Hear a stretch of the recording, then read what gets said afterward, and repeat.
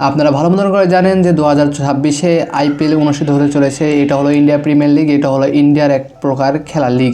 এটা খেলার জন্য হলো সকল দেশের সকল প্লেয়ারদের নিলামে তোলা হয়। সেইখান থেকে যেসব বাছাই করা ভালো ভালো প্লেয়ার আছে সেসব প্লেয়ারদেরকে তারা টিমে ভিড়ায়, মানে দলে ভিড়ায়। তেমনই বাংলাদেশ থেকে মুস্তাফিজুর রহমান সেইখানে চান্স পেয়েছিল এবং তাকে কলকাতা 9,20,00,000 রুপি দিয়ে কিনেছে, মানে এটা ইন্ডিয়ার টাকায়। দেখুন মধ্যে ঠিকঠাক আছে, বাংলাদেশের ফ্যান ফলোয়াররা খুবই খুশি, কারণ 9,20,00,000 রুপি মানে তাদের কাছে অনেকটাই। কারণ বাংলাদেশের কোনো প্লেয়ার মনে হয় না যে আইপিএলে কখনো এত টাকা দিয়ে বিক্রি হয়েছে। ফার্স্ট টাইম মুস্তাফিজুর রহমান বিক্রি হয়েছে।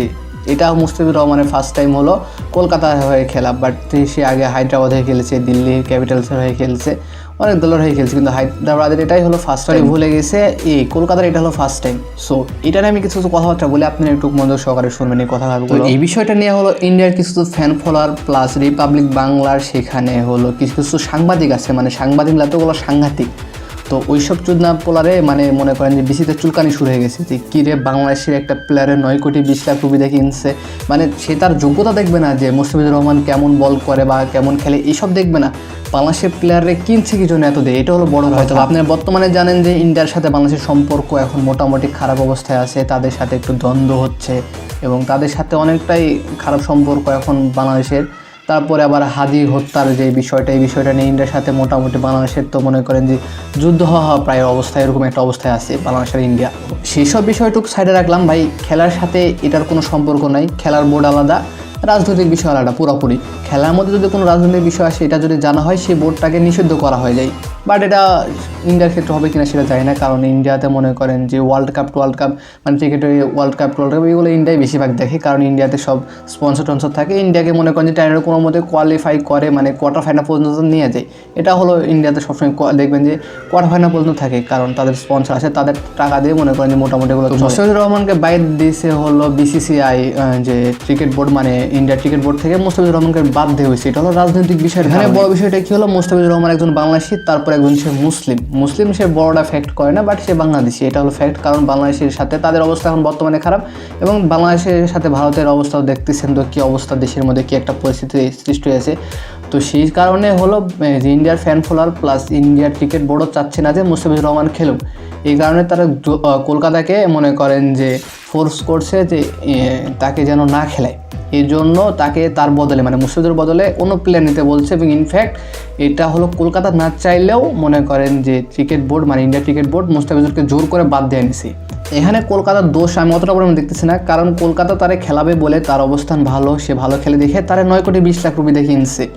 বাট ইন্ডিয়ার ক্রিকেট বোর্ড চায় না যে মুস্তাফিজুর রহমান খেলুক। এই কারণে প্রেশার আসতেছিল অনেক কলকাতার টিমের উপর, শাহরুখ খানের উপর, এসব অনেক প্রেশার আসতেছিল। অনেক আবার শুনতেছে নাকি শাহরুখ খানকে মারার হুমকি দিচ্ছে এই বিষয়টা। তো এই ক্ষেত্রে কী করা দরকার আমি আপনারা একটু দেখায় দিই। তো ফার্স্টে আপনারা কী করবেন, যে কলকাতায় যারা ফলো করে রাখছেন, যারা মুস্তাফিজুর রহমান, তো মনে করেন যে জাস্ট কলকাতার জন্য একটা ভালো প্লেয়ার না, তাদের পেজের রিচ বাড়া দেয়। মানে বাংলাদেশে কোনো প্লেয়ার কিনলে দেখবেন যে তাদের অটোমেটিক তাদের পেজের রিচ বেড়ে যায়, লাইক কমেন্টগুলো বেড়ে যায়।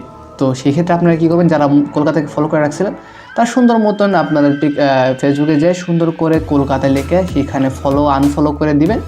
দেওয়ার পর আপনারা সুন্দর করে সেই পেজে একটা রিপোর্ট মেরে সুন্দর মতন করে চলে আসবেন। এটুকুই কলকাতার জন্য করার। এখন আপনারা কলকাতার হেড দিতে বলি নাই, আপনারা সুন্দর মতো এইটুকু কাজটা করে আসবেন। আর সেকেন্ড কাজ হলো আপনার ইন্ডিয়া ক্রিকেট বোর্ডের সাথে আপনারা কী করবেন সেটা হয়তো বা জানেন, এবং অলরেডি ঘোষণা হয়ে গেছে যে বাংলাদেশ মনে করেন যে ইন্ডিয়াতে ওয়ার্ল্ড কাপ খেলতে যাচ্ছে না, শেষ, মানে মুস্তাফিজুর খেলতেছে না, আইপিএলের সাথে আমাদের সম্পর্ক শেষ। এখন আইপিএলকে বয়কট করার জন্য আপনারা কী করতে পারেন সেসব পদক্ষেপ নেবেন। এমনভাবে করতে পারেন যে বাংলাদেশে আইপিএলের প্রস্তাব বন্ধ করে দিতে পারেন, বা পুরোপুরিভাবে ইন্ডিয়ার চ্যানেলগুলো একবার যখন বন্ধ করার মতন কোনো একটা ব্যবস্থা যদি থাকে সেই ব্যবস্থা আপনারা করবেন। সাথে আমরা মনে করেন যে চাচ্ছি এই বিষয়টা আমরা চাচ্ছি, কারণ আমি এটুকু বলতে চাই যে দেখবেন যে ইন্ডিয়ার কোনো মানুষ বাংলাদেশের কারোর পছন্দ করতেছে না। এক কথায় দেখেন, ইন্ডিয়ার ক্রিকেট বোর্ড বাংলাদেশের কোনো প্লেয়ারকে তাদের হয়ে ওইখানে মনে করেন যে একটা কোনো টিমের হয়ে ইন্ডিয়াতে খেলে দিচ্ছে না, বাট সেখানে বাংলাদেশের তো ইন্ডিয়ার প্রতি কিছু দরদ আমি বুঝতেছি না। সেখানে তো আমার কোনো দরদ দেখানোর কোনো দরকার নেই। আপনারা পুরোপুরি চুদলিং পং করে দেবেন না কী করে দেবেন সেটা আপনার একান্ত বিষয়। আমি আমার মতামতটা শেয়ার করলাম। আপনারা যদি চান আপনারা বয়কট করতে পারেন, এখন যদি না করেন সেটা আপনাদের নিজস্ব একবারে পার্সোনাল ব্যাপার। কারণ আপনারা যখন ইন্ডিয়াটা চাইটা যদি ধরে রাখতে পারেন আপনারা চাটুন, সমস্যা নাই। ভিডিওটা ভালো লাগলে ভাই আপনার মতামতটা কমেন্ট করে জানাতে পারেন। আর আপনারা যদি কোনো পার্সোনাল যদি মতামত থাকে সেসব কমেন্ট করে জানাতে পারেন। আল্লাহ হাফেজ।